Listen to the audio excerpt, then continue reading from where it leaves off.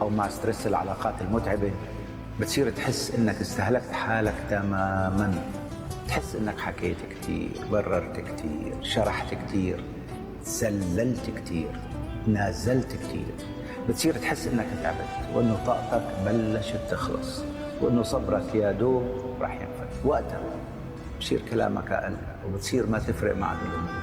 وقتها بتبلش تبعد عن الناس شوي شوي وبتصير أقرب لروحك ولنفسك. وقتها تعرف إنك دفعت ثمن أشياء كان ممكن تتجنبها لو كنت أعقل وأوعى وأنضج. بس لا تزعل، لأنه الحياة بتختبرك أول شيء، بعدين تعطيك الدرس والأسئلة. بعدين تعطيك الدرس والأسئلة.